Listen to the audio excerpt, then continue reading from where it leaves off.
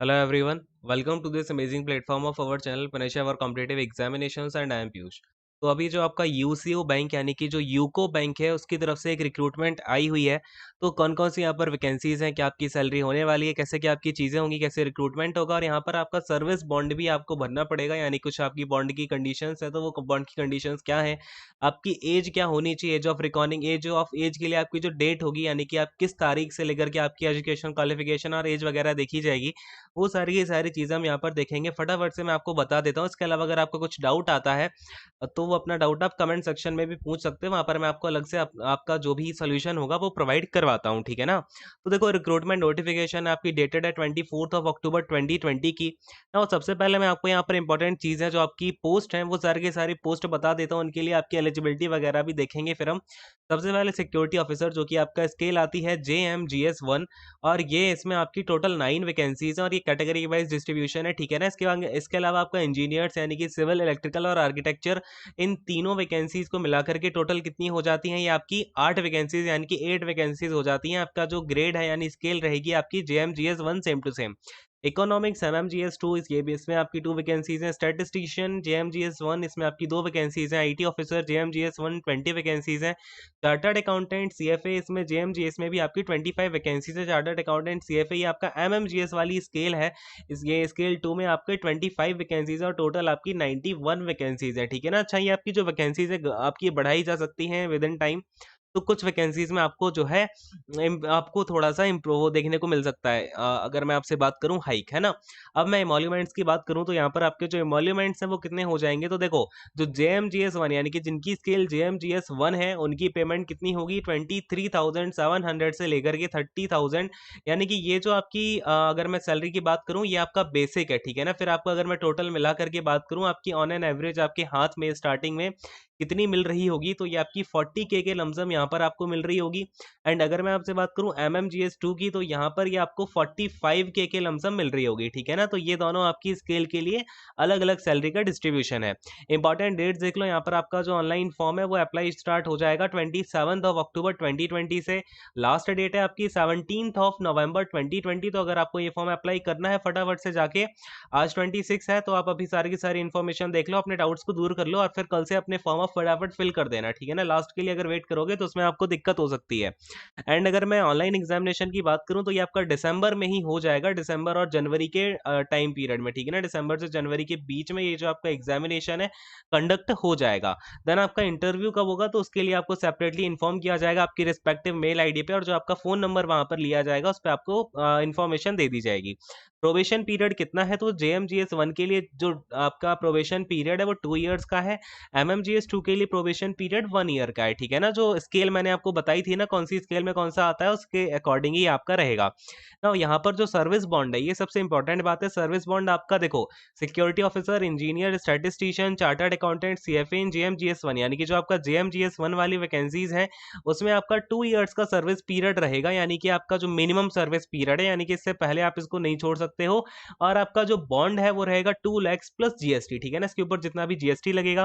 Then आपका economist, यानी कि जो भी आपका MMGS 2 में जितनी भी वैकेंसीज आ जाती हैं उनके लिए 1 ईयर का यहाँ पर मिनिमम सर्विस पीरियड है। बॉन्ड कितना है, 2 लाख प्लस का GST।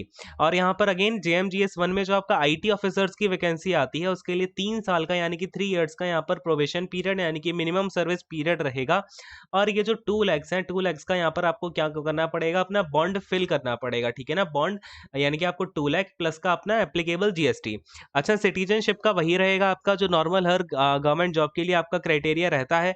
और यहाँ पर जो आपकी एज क्वालिफिकेशन है वो आप यहाँ पर देखते जाओ फटाफट से। जो सिक्योरिटी ऑफिसर JMGS 1 है उसके लिए एज का क्राइटेरिया है 21 से लेकर के 40 इयर्स। लेकिन यहाँ पर ये देखो, आपकी एज कब तक देखी जाएगी, 1 अक्टूबर 2020, यानी कि आप 1 अक्टूबर 2020 तक 21 साल से ज़्यादा के होने चाहिए और 40 साल से कम के होने चाहिए। ग्रेजुएशन आपकी किसी भी डिसिप्लिन में हो, आपकी मिनिमम 60% मार्क्स होने चाहिए किसी भी यूनिवर्सिटी से, तो आप इस फॉर्म को अप्लाई कर सकते हो। एक्सपीरियंस आपका 5 इयर्स का होना चाहिए फ्रॉम आर्मी ऑफिसर, ठीक है ना? अगर आपके पास है तो चल जाएगा ये। देन आपके पास एयर फोर्स का है तब भी चल जाएगा, कमांडेंट ऑफ पैरामिलिट्री फोर्सेस है, या फिर आपका 8 साल का एक्सपीरियंस है पुलिस ऑफिसर का, यानी कि कोई इंस्पेक्टर आप रह चुके हैं, पैरामिलिट्री ऑफिसर रह चुके हैं, SI रह चुके हैं, ठीक है ना? देन सिविल इंजीनियर्स इन JMGS 1, इसमें आपकी 21 to 30 ईयर्स की एज है और इसमें डिग्री मांगी गई है सिविल इंजीनियरिंग की, ठीक है ना। अब देखो इलेक्ट्रिकल के लिए इलेक्ट्रिकल की मांगेंगे और यहाँ पर आपकी इसी तरीके से जो आगे आपका कौन सा भी थर्ड वाला जो आपका आर्किटेक्चर वाला रहेगा उसमें आर्किटेक्चर की मांगेंगे। मिनिमम आपकी 60% मार्क्स चाहिए हैं तीनों के तीनों में, यानी कि बीटेक आपका 60 डिग्री में होना चाहिए, ठीक है ना। और जिनके पास पोस्ट ग्रेजुएशन की डिग्री होगी उनके रिस्पेक्टिव आपकी जो भी ब्रांच रही होगी पोस्ट ग्रेजुएशन की जो डिग्री है उनको प्रेफर किया जाएगा, ठीक है ना। और यहाँ पर कोई मिनिमम एक्सपीरियंस क्वालि नहीं मांगा गया है, नहीं आपके पास एक्सपीरियंस है या नहीं है डजेंट मैटर, ठीक है। चलो अब देखो यहाँ पर आपका जो इकोनॉमिस्ट इन एमएमजीएस 2 है 21 से 30 इयर्स की एज है। पोस्ट ग्रेजुएशन चाहिए इकोनॉमिक्स में 60% मार्क्स या फिर पीएचडी हो इकोनॉमिक्स में। Post graduation in economics with minimum 2 years का जो एक्सपीरियंस है रेलेवेंट फील्ड में, या फिर आपके पास पीएचडी हो। अगर पीएचडी है तो कोई एक्सपीरियंस की जरूरत नहीं है, ठीक है ना। स्टैटिस्टिशियन 21 टू 30 इयर्स, कोई यहाँ पर आपको एक्सपीरियंस नहीं चाहिए है। पोस्ट ग्रेजुएशन की डिग्री चाहिए इकोनॉमिक्स में या फिर स्टैटिस्टिक्स में, ठीक है ना। इसमें कि आपके मिनिमम 60% मार्क्स होने चाहिए। आईटी ऑफिसर के लिए जो आपकी मिनिमम रिक्वायरमेंट है वो 60% होने चाहिए। बीटेक की डिग्री कंप्यूटर साइंस या इंफॉर्मेशन टेक्नोलॉजी इलेक्ट्रॉनिक्स या फिर टेलीकम्युनिकेशंस में 60% आप या फिर आपके क्या हो एमसीए में हो। अगर आपने एमसीए वगैरह किया हुआ है तब भी आप इसके लिए अप्लाई कर सकते हो। मिनिमम 1 ईयर का यहाँ पर एक्सपीरियंस मांगा गया है, ठीक है ना। देन आपका जो चार्टर्ड अकाउंटेंट है और जेएमजीएस और एमएमजीएस 2 में इन दोनों में ही आपकी एज है 21 टू 30 ईयर्स। दोनों की क्वालिफिकेशन यही है कि आपका जो सीए है वो आपको क्वालिफाई होना चाहिए। यहाँ पर जो जेएमजीएस 1 है उसके लिए कोई एक्सपीरियंस नहीं है, लेकिन जो आपका एमएमजीएस 2 है उसके लिए आपको 3 इयर्स का वर्किंग एक्सपीरियंस ये क्या होना चाहिए, ठीक है। इसके बाद में देखो भाई जो आपका इकोनॉमिस्ट है उसका एक्सपीरियंस के रिगार्डिंग ये बात है कि अगर आपका 2 इयर्स का एक्सपीरियंस है किसी कॉमर्शियल बैंक में, पीएसयू में, सेंट्रल या गवर्नमेंट जॉब में तो भी चल जाएगा, ठीक है ना। कैलकुलेशन आपकी वही रहेगी 59.99% को जो है आपका वो इग्नोर करके आपको 60% से इसके नीचे ही माना जाएगा, ठीक है ना। अब देखो यहाँ पर आपका रिलैक्सेशन वगैरह वही रहेगा। यहाँ पर मैं आपको फटाफट से इंपॉर्टेंट चीजें ही बता रहा हूँ। अब देखो यहाँ पर आपका सिलेबस क्या होगा, रिक्रूटमेंट प्रोसेस देखो कैसे होने वाली है। यहाँ पर क्या किया जाएगा, आपको इंटरव्यू में जो 3:3 से लेकर के 5 टाइम्स का रेशियो के अकॉर्डिंग बुलाया जाएगा। 100 मार्क्स का पेपर होगा, फिर आपका इंटरव्यू मार्क्स होंगे, मेरिट होंगे, फाइनल सिलेक्शन लिस्ट आपकी बनाई जाएगी। सबसे पहले आप देखो यहाँ पर जो आपका एग्जामिनेशन है स्ट्रक्चर ऑनलाइन एग्जामिनेशन का क्या होने वाला है।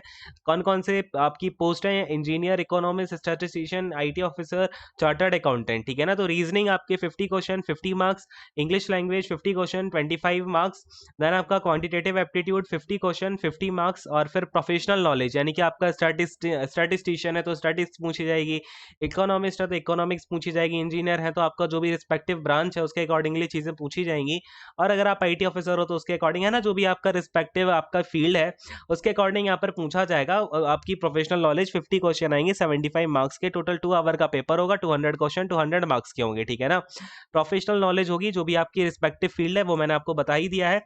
चलिए अब देखो यहाँ पर आपकी क्या बात है, एप्लीकेशन फीस जो है वो आपकी SC ST के लिए 100 रुपीज़ है। देन आपकी जो UR के लिए वो 1000 रुपीज़ है। देन 180 का GST यानी कि 1180 रुपीज़ की फीस लगेगी, और जो SC ST है PWD है उनके लिए 118 रुपीज़ की फीस लगेगी, ठीक है ना। मोड ऑफ ऑनलाइन पेमेंट आपका रहेगा। देन यहाँ पर आपके एग्जामिनेशन जो सेंटर्स हैं वो देख लो, यहाँ पे आपका अहमदाबाद होगा, बेंगलोर, बरेली, बड़ौदा, भोपाल, भुवनेश्वर, चंडीगढ़, चेन्नई, दिल्ली, देहरादून, गोवा, गुवाहाटी, हैदराबाद, जयपुर, जालंधर, एर्नाकुलम, कोलकाता, लखनऊ, मुंबई, नागपुर, पटना, पुणे, रायपुर, रांची एंड विशाखापट्टनम, यही आपके एग्जामिनेशन सेंटर है। इसके अलावा और कोई एग्जामिनेशन सेंटर नहीं है, ठीक है ना। ये पूरी की पूरी लिस्ट है एग्जामिनेशन सेंटर की। तो मैंने आपको जो भी इंपॉर्टेंट चीजें थी वो सारी की सारी बता दी हैं। इसके अलावा अगर आपका कोई डाउट होता है अपना कमेंट सेक्शन में पूछ लेना, एंड आई होप कि आपको सब चीज समझ में आ गई होंगी, ठीक है ना। चलो खैर, बाय बाय, टेक केयर।